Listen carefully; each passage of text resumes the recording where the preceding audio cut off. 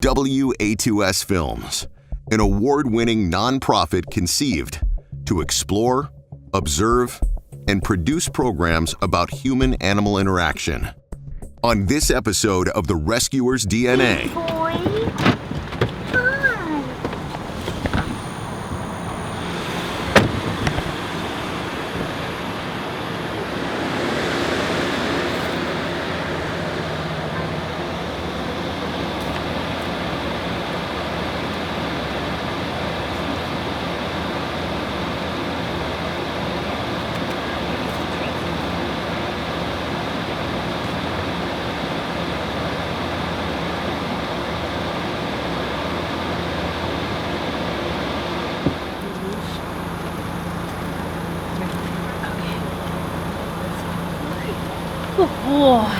My name is Natalie Freshour. I'm with Hot Mess Pooches Rescue and Sanctuary out of Houston, Texas.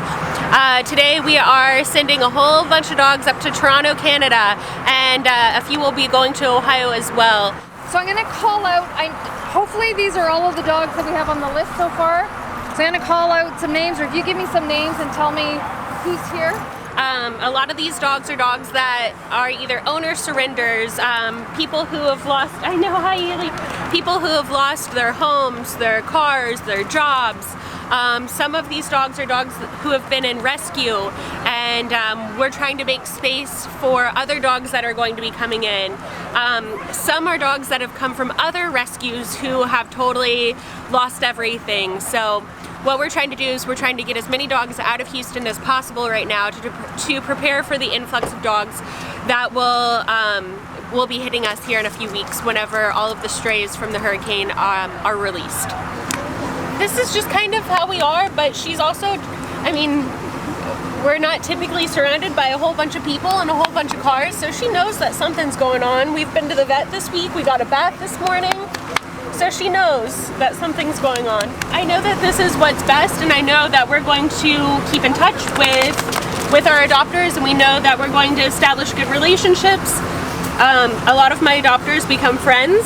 There's still animals being pulled. There's still people contacting us every single day that don't have a home to go to. They have no way of buying their dog food. They have no way of taking care of animals that have been injured. Trying to escape, things like that. So right now we're just trying to partner with other people out of state, like I said, to move these dogs, to prepare not just for the dogs that have been taken in by the staging areas and the shelters, but also that will be taken in by other rescues who are being contacted by owners who have nothing to go home to and want better for their pets. We got a call during a day or so after Harvey that they had found Missy. They ID'd her by her rabies tag to the clinic that I work at. Missy had been coming in for a few years, and I remember her owner and I remember Missy. And so I had them bring her into us, hoping that the owner could be located. We had her for about a week, and the owner actually lives close to me. So I went to the house and talked to her family members, and she was having to be taken to a nursing home where she couldn't keep Missy anymore. And she was absolutely devastated by it. They actually didn't know that Missy was loose. They had tried to rehome her, and the person dumped her or lost her, and so she was absolutely devastated to find out that she was back with us. So she surrendered her to us, with knowing that Missy would find a good home on the transport with the rescue group. So do you know what home Missy is going into yet, or just the group that's going to place her? Yeah, just the group, Redemption Paws. Natalie from Hot Mess Pooches actually got her on the transport, so thank you to her as well. How old's Missy? She's about 8 or 9 years old, so she's no spring chicken, but she's still got a lot of life left in her. Yeah, exactly. And a lot of love. She loves to sit on your lap, give kisses, and she just really wants a forever home.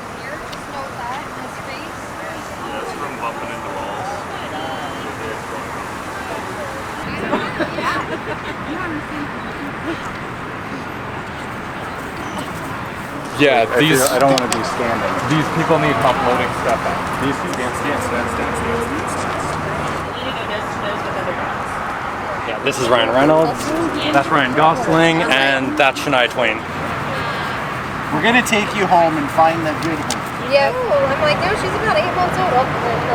He came from a rescue in San Antonio.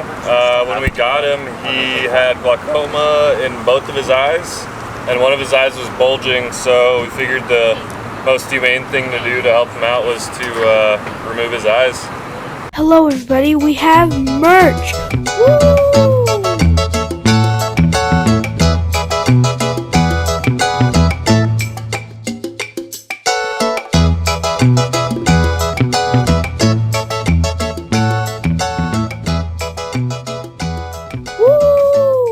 Hi, I'm Nicole Simone, founder of Redemption Paws.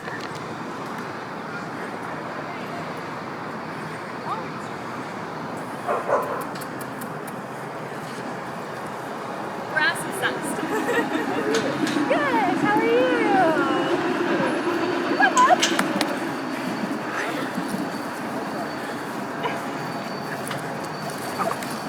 Hey girl! Hi! It's good to see you too. Sorry, I'm all sweaty. That's okay. Hi, Poppy! Hi! When we needed more and more vans, we brought on Denise. Catherine was Nicole's best friend.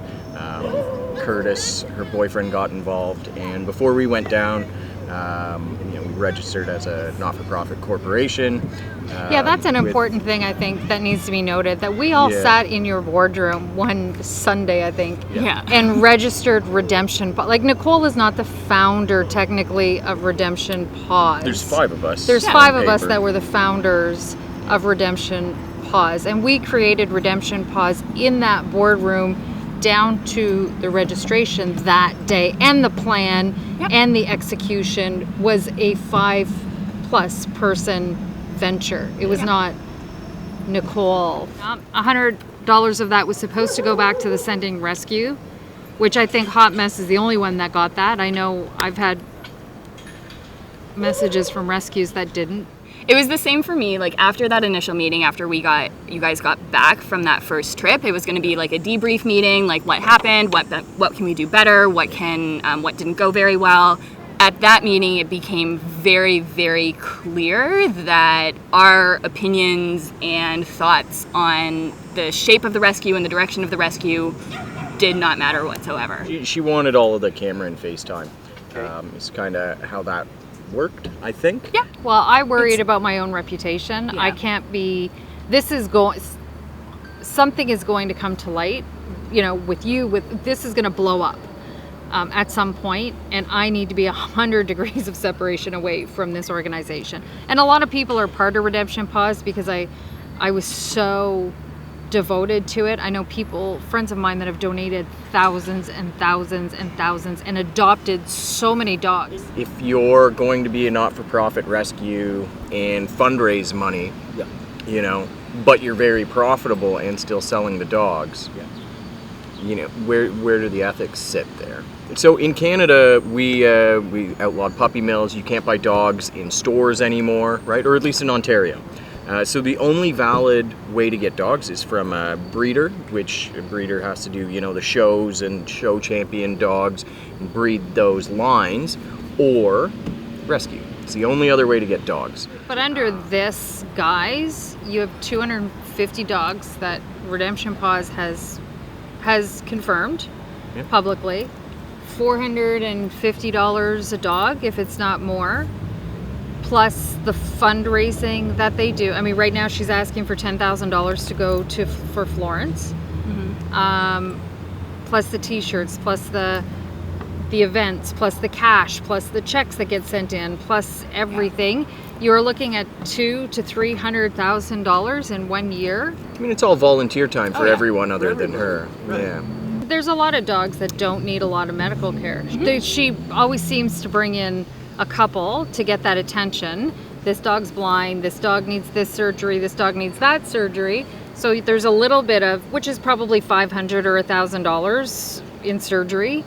But most of them are just sort of in and out and adopted. And I'm not seeing $200,000 or $300,000 worth of medical care given to these dogs. Like any other rescue out there, there's nothing special about them. They're a Texas rescue that goes and gets free dogs, brings them back, and sells them for a profit. So when you start piecing stuff together, it's not a rescue anymore. It's a for-profit business. You're here because you love animals. Help save a life today. Your donation will send the World Animal Awareness Society team on our next mission. From all of us here at the World Animal Awareness Society and WA2S Films, thank you for watching The Rescuer's DNA. We'll see you next time.